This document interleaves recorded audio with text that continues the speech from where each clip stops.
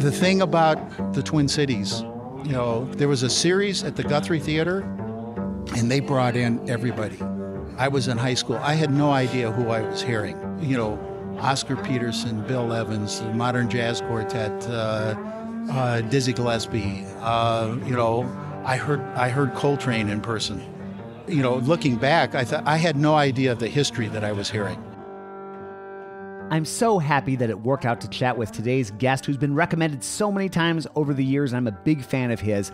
I'm Jason Heath. This is Contrabass Conversations, and we are chatting with former Detroit Symphony bassist Larry Hutchinson. Super interesting guy. I've just had such a great time getting to know him over the years, and finally sat down with him for the podcast, talking about bass, Michigan, teaching, piano, life in the Detroit Symphony, and so many more topics. And I know you'll enjoy following with Larry and me as we explore all these avenues. I want to give a quick shout out here at the beginning to our sponsors, Upton Bass, Steve Swan String Bass, Modacity, D'Addario Strings, A440 Violin Shop, and Colstein Music. Thank you so much, and here we go with today's episode. So Larry Hutchinson on the podcast, who I should have had on like 10 years ago, but here we are now. So well, we're here. And I remember hanging out with you at ISB 2017 at the after hours and chatting and seeing you at the Midwest Clinic. And of course, you're a well-known name in the bass world. So welcome. Thank you. Now, we were just talking before we got going about the Guthrie Theater in Minneapolis. Yes. So you grew up around there? I grew up in Minneapolis. Okay. And actually, I did my undergrad at Hamline University in St. Paul, Minnesota. Who were you studying with? Jim Clute. Okay, I studied with Jim Clute. Did you really? That's why I wanted to get that. Yeah, I grew up in Sioux Falls, South Dakota. Okay. And so my nearest big city was Minneapolis, and my bass teacher studied with Clute, and so I went to Clute, and I remember these large dogs coming to. Yes. Okay. Wow. Cool. Yeah. What was? I love doing this with people that are, well-known teachers, and I remember chatting with Scott Pingle, who's in San Francisco. Yes. He studied with Clute. And any favorite memories of Clute, or any favorite stories? I know there are probably a lot. Well, I remember I would have sometimes 2-hour lessons with him, and and I'd sit there, and he had this cup of coffee all the time, and he'd still be drinking it at the end of a 2-hour lesson. Yep. And I thought, that cold coffee, how can he do that? And I finally got close enough to realize that it was more of a hot martini. That's how she got through the 2-hour lesson. Yes. That's hilarious. Oh, man. He would get orchestra parts from the Minnesota Orchestra. Yep. And there were a whole bunch of us that studied with him, and because of his relationship with Gary Carr, studied with Gary. Mm-hmm. And I was one of those, but Clute would get orchestra parts from the Minnesota Orchestra, and we would go through all of the Beethoven symphonies and Brahms and all of that. And he'd give us Boeings and talk about that stuff, and then the combination. Gary would come up. He was at the University of Wisconsin. Yeah, that's right. At the time, and he would come up to the Twin Cities usually about once a month, and so that's my connection with Carr. And this went on for actually a couple of years. I'm proud to say Gary Carr was at my junior recital and my senior recital. That is so cool. That's so cool.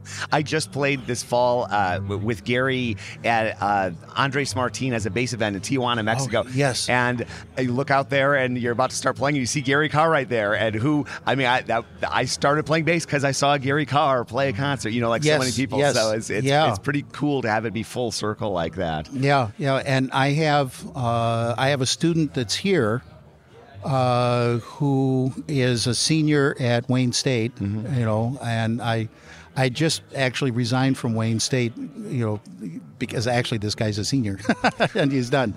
But he just did his senior recital, and before he came to Wayne State, he went to Gary's workshop the car camp. Yep.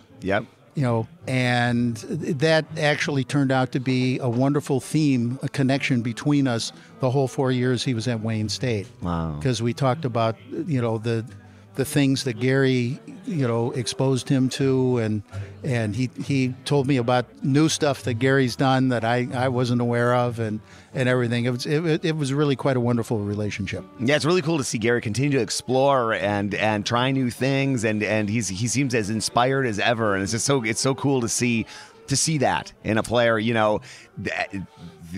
been active for so many years, and I find that incredibly inspiring. Well, I kind of feel that myself. I'm fond of telling students, you need to find the right place for music in your life. Mm-hmm. And I had a wonderful career with the Detroit Symphony for 34 years.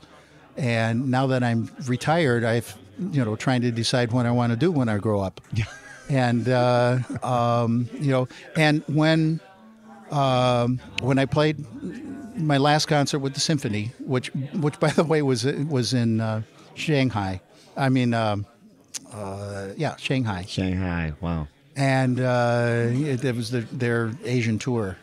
It was the last thing I did, and I took about a month off, and then when I went back, I started over.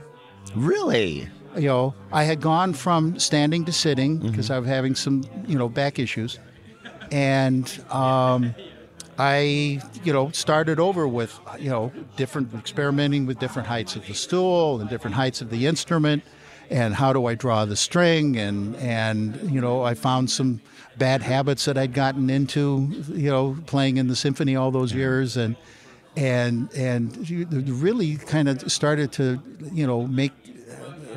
remake myself as a player. How cool is that? I learned so much in that year, and it was fascinating. It really was. I learned a lot. It was quite, and it leads me to one of my regrets with the symphony, that I didn't have the wisdom to take advantage of the sabbatical clause and do that while I was still playing with the orchestra. Yeah. Yeah, I know a few players that have done that. David Allen Moore and L.A. Phil. I know he took a sabbatical, and it really changed a lot of things about his playing. So it's interesting. How does that? I used to study with Michael Hovnanian, who's in the Chicago Symphony, and I know he took a sabbatical. How does that work in an orchestra like Detroit or Chicago? One of the major orchestras. Well, the sabbatical. Yeah, the sabbatical. Like, when can you get it? How do you apply? I forget how many years you have to be in the orchestra to be eligible. Yeah. But you apply, and it's usually only one person a year. Yeah, it's not guaranteed like a lot of people would want it, right? And that's right. Yeah, okay. That's right. Okay. And I think, let's see, if I remember, I think you can take half a season at 3/4 salary or a whole season at half salary. Yeah. Something like that. Yeah. No, it's really interesting, and it's interesting to see what some symphony players have done with that time. Like my former teacher, Michael Hovnanian, took a full season, and he went to San Francisco for 5 months, and then went to Japan for, I think, the next part, and a little bit of Seattle, and playing a recital, and it's interesting. But how cool to you retire and then you start from scratch like that. What are did you change anything in terms of like bow hold or stand? I know you said you went to sitting. I went to sitting. Yeah. One of the main things that I found with my bow stroke was I was tending to big thing, keeping the bow parallel to the bridge. Yeah. And I was tending to, how do I explain this, kind of arch the up bow. The more the down bow is fine, but the up bow, and I have to say also, along with this, I have a former student who's at the Cleveland Institute, studying with Scott Dixon. Okay. Yep. And I'm also honored that he would want to come back and play for me. And he did. And this was lessons in reverse. He was telling me, been studying with all of these, fancy teachers, and he had all this wonderful stuff, some things from David Allen Moore and, and Nick Walker and those people. And he showed me all these terrific things, ideas about the bow hold and which fingers I've always been thinking about the weight basically for a German bow coming from the thumb. Do you need to play a bass beforehand that you purchase? Here's Gary Upton of Upton Bass on that topic. I hear these kind of truisms stated by retailers like, you have to play the bass that you're going to buy. I think that's the worst thing you can say, because... Great if you live in New York City. Yep. Yeah. That's it. or have 10 grand you can spend on traveling, right? But sometimes you have to trust people, right? And sometimes you have to trust someone's reputation, sending out those videos, and I can hear it and I can feel it, and I trust this company's not going anywhere, and da-da-da-da-da-da. That's what I tried, right, Eric? I really drilled home. I said, for a long time, like, give them more pictures. Yeah. Give them the videos. Give them everything they need to make a decision. The reputation of Upton Bass is stellar. People know, like, and trust them through all the great content they've put out online and through time and time again delivering on their promise of quality and consistency no matter what level of bass you're purchasing. Learn more at uptonbass.com, and thank you so much for sponsoring the podcast. This episode is brought to you by Steve Swan String Bass. And Steve travels far and wide here in the Western United States. Here's Steve on where he goes and what some of the benefits of being able to travel like that are. You travel with it. You're going up to Oregon. You're going up to Seattle. Up to Seattle. Yeah. And back, out to Arizona. Wherever people want to see a selection, they don't have options, or if I have a line on some bases I want to check out and maybe buy or trade. I have the option. That's the beauty of me not being tied to a workbench in a shop. Steve works with some of the San Francisco Bay Area's best professional bass luthiers, people like Nathaniel Rich, Alex Friedman, and many others, to get basses playing beautifully. When someone comes to me asking where to look for a bass, whether they're a student or professional, or they're coming through town and they want to try out a great selection of basses, I always send them to Steve. Learn more at steveswanstringbass.com, and thank you so much for sponsoring the podcast, Steve. Whenever anybody's going to the Midwest, and I lived in Chicago, Illinois for years and years, I tell them to go to A440. If they're looking for a bow, if they're looking for a bass, if they need some repairs done, if they have a student who's looking for an instrument, A440 has been serving the community for years and years. They're located just west of Wrigley Field in beautiful Chicago. They do great work, and they've been a big supporter of bass events over the years, whether it's the Chicago Bass Festival or really any bass event.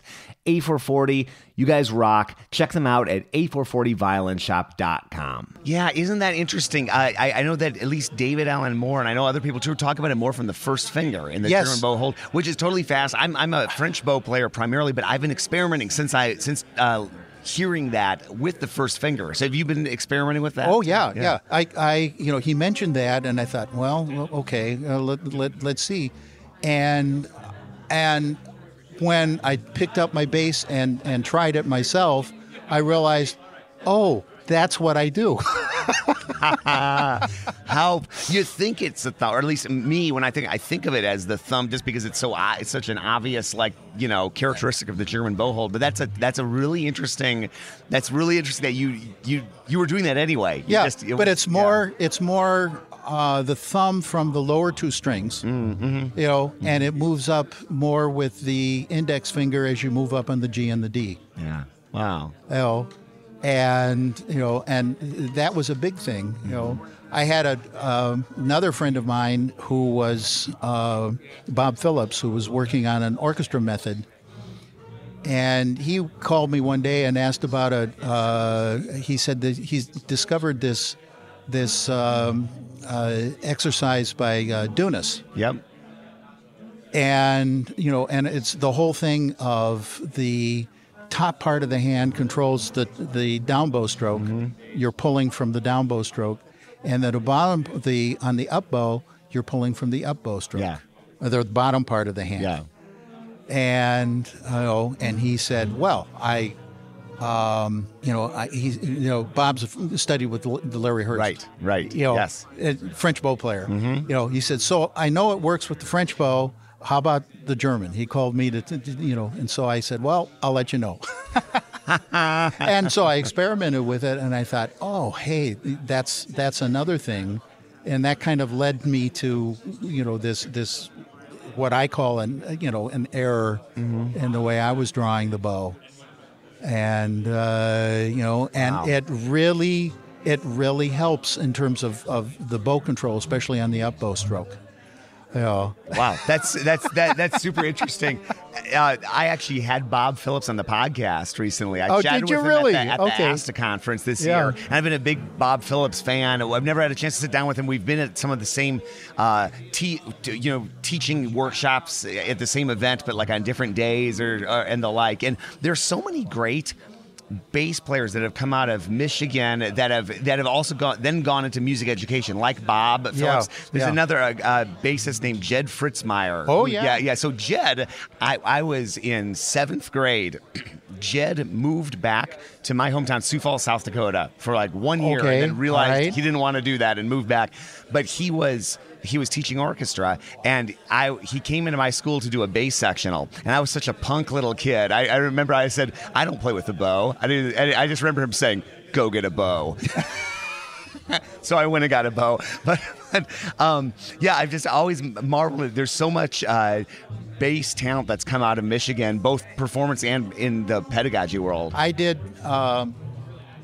actually kind of through the back door. I've been doing a bass workshop, yearly workshop in Michigan for. I didn't do one this year. This is the first year I haven't done one. I basically did one for 34 years. Wow. And and for a long time it was Jed and Bob Phillips who did it with me. There we go. Okay. And then John Kennedy joined the team. That's a good addition to the team. Yeah. That was.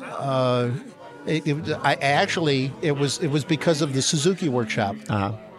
When I joined the symphony, there were the Suzuki teachers were also public school, and they had this Suzuki workshop going. But they said, "How can we leave the bass out?" And in those days, there wasn't a Suzuki bass program. Yeah. And and so I had just joined the symphony, and I don't even know who knew about me, but they asked me to do it, and it worked, and I've been doing it ever since. Wow. So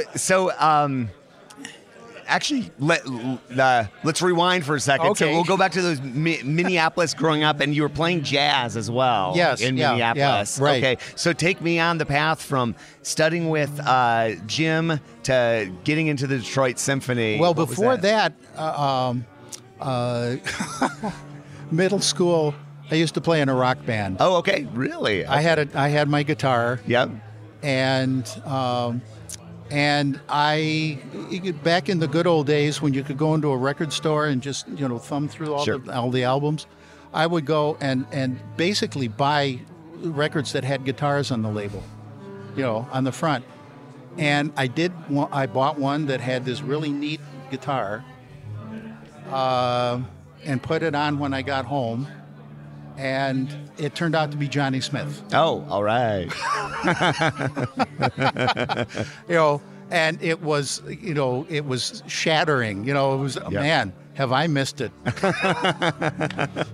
And so I started taking lessons and learning actually jazz guitar. Oh, really? At that point. Wow. And then I ran into another jazz guitarist, and he had a drummer friend, and we needed a bass player.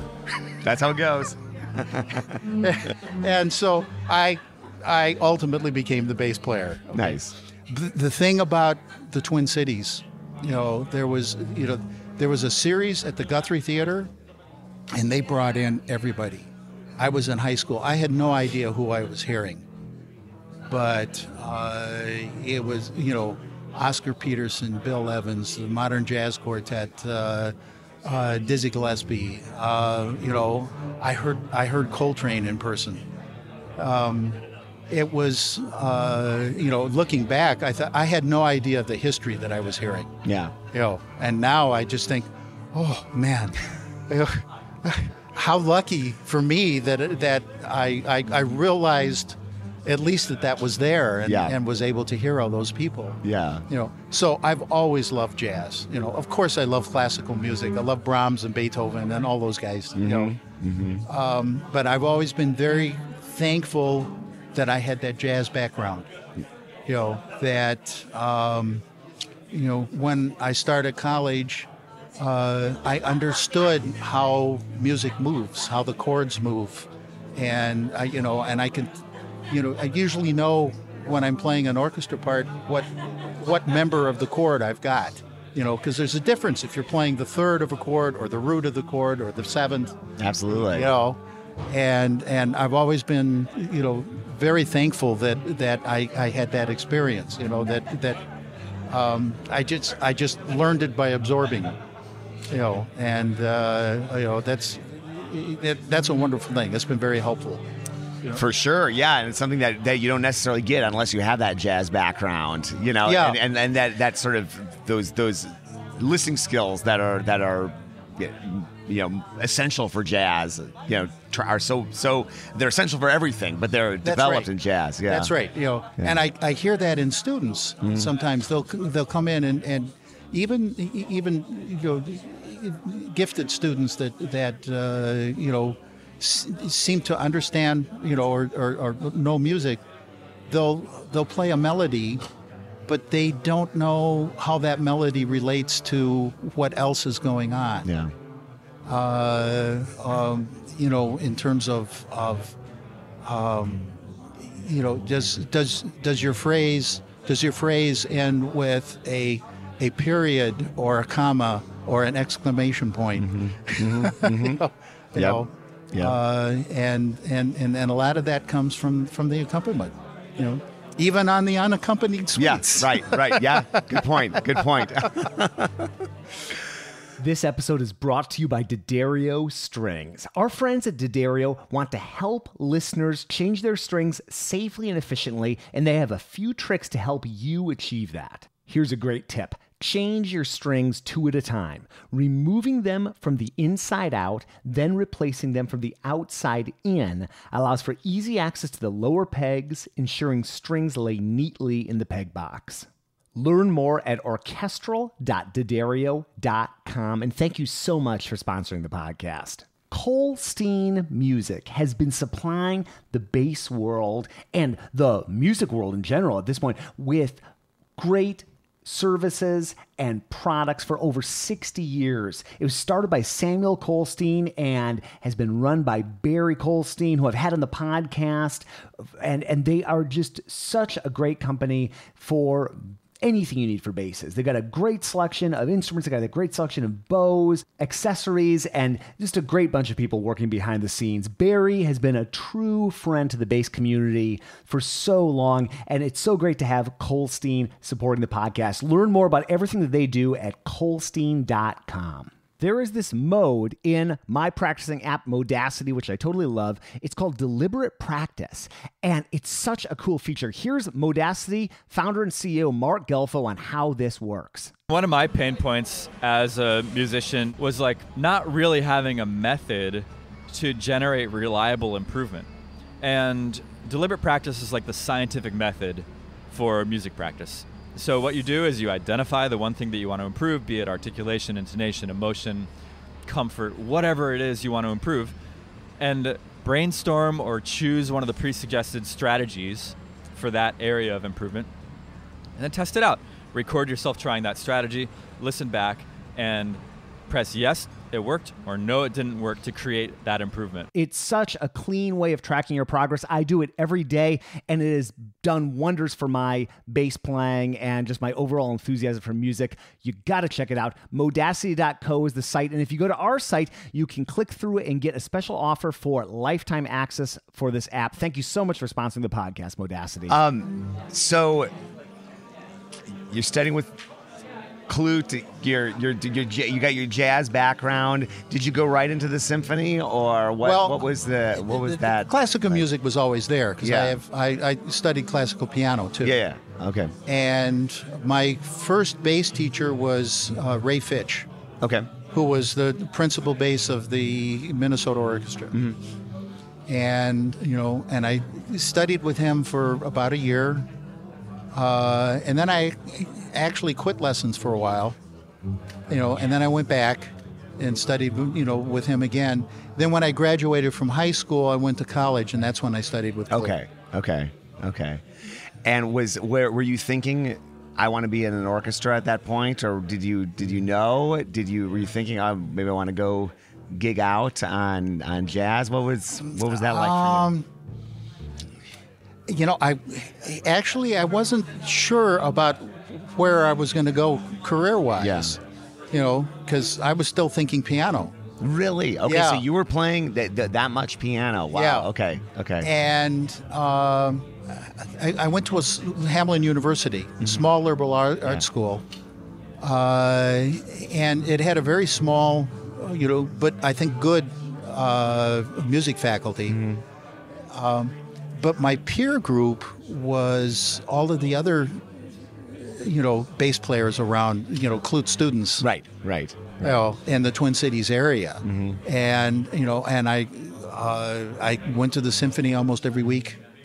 It's another thing that I think our classical students can really learn from the jazz players. Because my little trio and I would get together and we would spend whole weekends just listening. We put on a recording for each other, and all right, who's playing now? Who's playing sax? Who's playing piano? Who's playing just to be able to hear the style and be able to tell. And and looking back, what a great experience. We didn't know what we were doing. We were just having fun.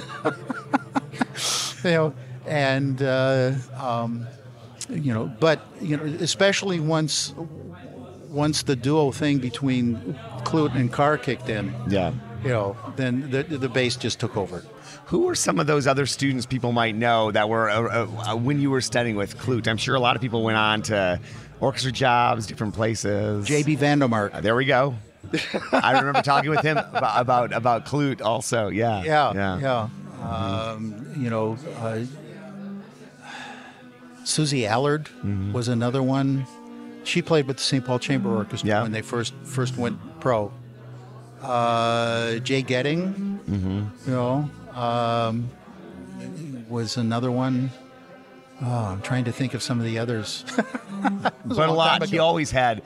It's just interesting to me. One of those people that just seems to have influenced so many bass players. A lot of people spent time. He did a lot of teaching and was very dedicated to his teaching. And he was. I owe him a lot. Mm-hmm. Yeah. So, Carr, Klute, that combo, the peer group. And you're listening to jazz records, and trying to identify players, which is so cool. I should have done more of that growing up too. And you're inspired. When we're in, all of a sudden I went into symphonic lit and things like that. We're studying, trying to identify styles. Yeah. That was almost. I won't say it was easy, but it was natural for me to do that. Yeah. Having that piano background is so amazing. It's something. It's a major regret. I guess it's never too late in life, so I should probably just go start practicing some piano. But it's one of those things that I look at because I used to teach high school orchestra, and I used to teach and even in private lessons. I can't tell you how many times I've just desperately wished that I could play better piano than I can. You know that I taught at Western Michigan University for 9 years, and my job was not just the bass teacher. I was one of the theory teachers. Were you really? I didn't know that. Wow. Yeah. That must have been interesting. And when I interviewed for the job, one of the questions they asked me was, what are you going to tell students is the reason for studying theory? Okay. Where this comment came from, I don't know. But I'm looking back because it probably got me the job, I think about. I said, well, it reinforces your instincts about music. And, and one of the other guys turned and to his colleague, and he says, that's a good way to say it. Yeah, that is a good way to say it. Yeah. But, that's another thing. I taught theory, and one of the guys, I frankly didn't know much about teaching theory at that point.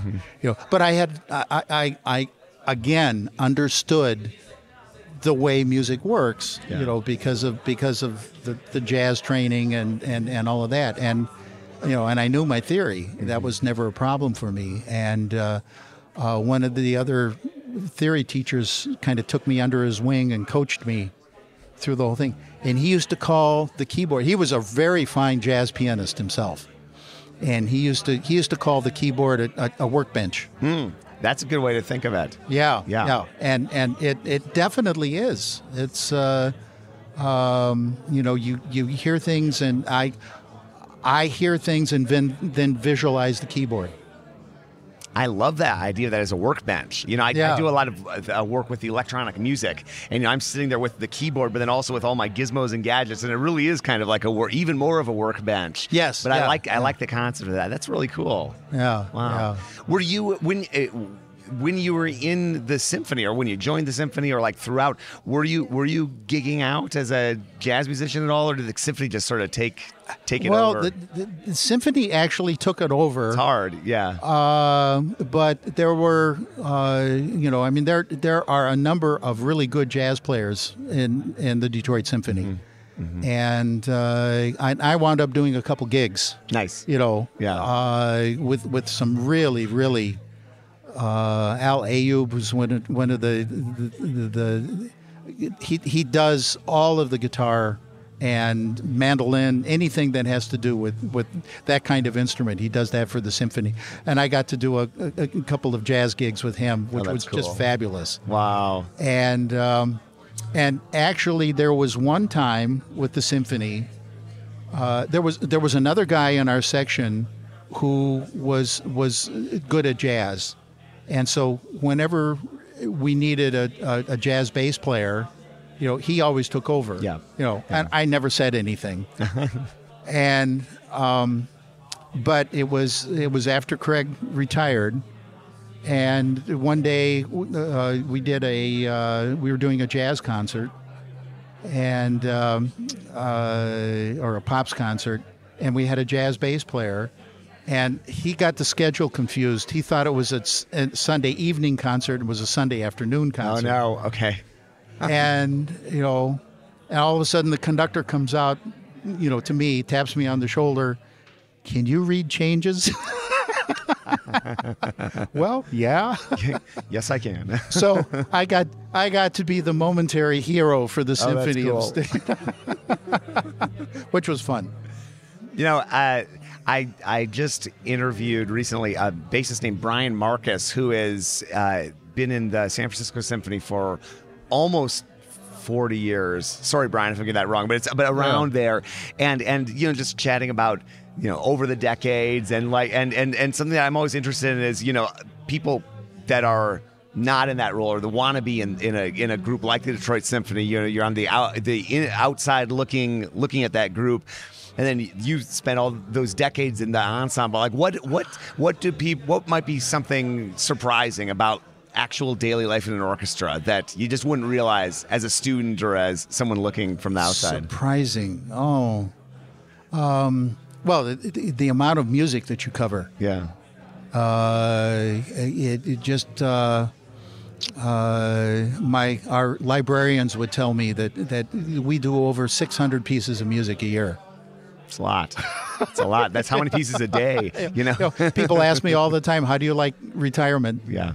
Well, now I can practice anything I want. I don't have to practice orchestra parts all the time. That's funny. It's so great to connect with you. I know there's so much to do here. I want to be respectful of your time, but because there every hour at this convention there are like 25 things. It's amazing. You can spend an hour walking down a hallway. Yeah. There's so many old friends and new friends and everything. If you look at the picture in the front hall of MAC, of the first one of these. All right, that front row, just to the right of Gary, I'm in that picture. All right, I'm going to go take a photo of that photo. And it's just unbelievable what's happened to bass playing and this organization. Yeah. And in the 50 years that it's existed, it's, it's almost like. I was sitting next to a wonderful young lady last night who actually she won the 14 and under competition. And Maggie, I think. Maggie, is her name. yes. Yeah. Yep. And when Dashun finished that last piece by Martinez, what a wonderful piece that is. I just turned to her and I said, I'm jealous. You guys are going to have such great literature to learn, and it just makes me want to start all over again. Well, which you kind of did, right now. So it's so cool. Well, Larry, this is a pleasure. Appreciate it. Thank you. It's an honor. It again too. We'll do it again soon. We could chat for hours just about Nami Yervi. Yes. I got a chance to work with him, and it would be fun to trade some stories. So, we'll do it next time. But I really appreciate it. Thank you very much. Yeah. Thank you for inviting me.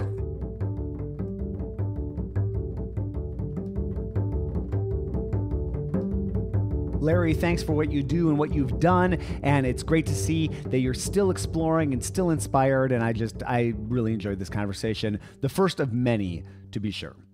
Contrabass Conversations is produced by Michael Cooper, Steve Hinchy, Trevor Jones, and award-winning bass maker Mitch Mooring. Learn more about him at his website, mitchmooring.com. And thank you to Krista Copper of the Backstage Creative Podcast for cataloging and organizing everything we talk about on this show. I'm your host, Jason Heath, and we will see you again soon for more life on the low end of the spectrum.